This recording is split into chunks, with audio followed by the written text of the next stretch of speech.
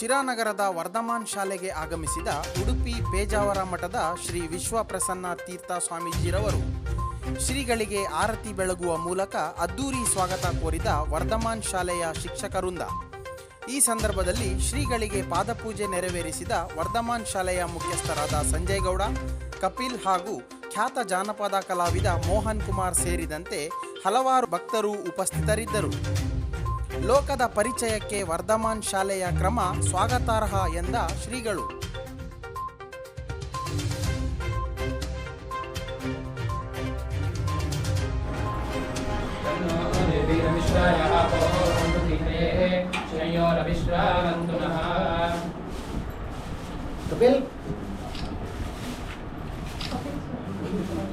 ಕಪಿಲ್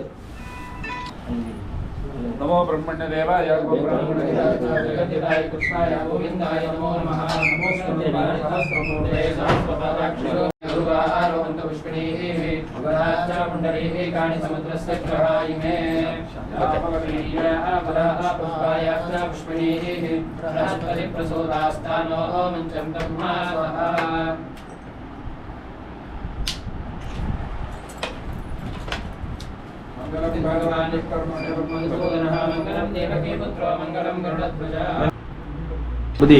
ಇತ್ತೀಚಿನ ದಿನಗಳಲ್ಲಿ ಶಾಲಾ ಆಡಳಿತದಲ್ಲಿ ಯಾವಾಗಲೂ ಆಂಗ್ಲ ಪದಕ್ಕೆ ಆಂಗ್ಲ ಭಾಷೆಗೆ ಒತ್ತು ಕೊಡ್ತಾರೆ. ಸೊ ಈ ವರ್ಧಮಾನ್ ಶಾಲೆಯಲ್ಲಿ ಸಾಂಸ್ಕೃತಿಕ ನೆಲಮೂಲ ಸಂಸ್ಕೃತಿಗೆ ಒತ್ತು ಕೊಡ್ತಾರೆ. ಹೊರಗಡೆ out of station, police station, post office ಇಂಥ ಜಾಗಕ್ಕೆ ಚಿಕ್ಕ ಭವಿಷ್ಯದ ಮಕ್ಕಳಿಗೆ ಕರ್ಕೊಂಡು ಹೋಗ್ತಾರೆ. ಇದ್ರ ಜೊತೆಗೆ ಇನ್ನೂ ಯಾವ ರೀತಿ ಇವರಿಗೆ ವಿದ್ಯಾಭ್ಯಾಸವನ್ನು ಕೊಡ್ಬೋದು ಅನ್ನೋದಾದರೆ, ಲೋಕದ ಪರಿಚಯಕ್ಕೋಸ್ಕರ ನಮ್ಮ ವ್ಯವಸ್ಥೆಯ ಪರಿಚಯ ಮಾಡಿಕೊಡಿಸುವುದಕ್ಕೋಸ್ಕರ ಈ ಕ್ರಮ ಅದು ಸ್ವಾಗತಾರ್ಹವಾದದ್ದಾಗಿದೆ.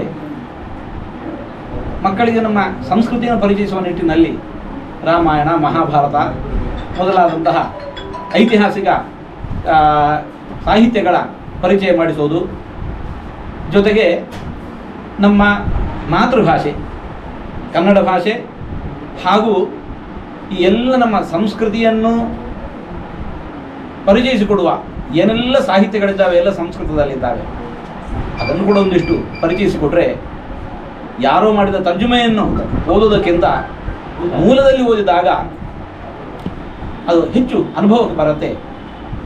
ಅದು ಆಗಬೇಕು.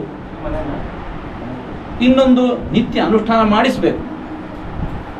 ರಾಮಾಯಣ ಕಥೆಯನ್ನು ಹೇಳೋದು, ಭಾಗವತದ ಕಥೆಯನ್ನು ಹೇಳೋದು, ಮಕ್ಕಳಿಂದ ಅದರ ನಾಟಕವನ್ನು ಅವರೇ ಅದರ ಪಾತ್ರಧಾರಿಗಳನ್ನಾಗಿ ಮಾಡಿಸಿ ನಾಟಕವನ್ನು ಆಡೋದು, ಇಂತಹ ಪ್ರಕ್ರಿಯೆಯಿಂದ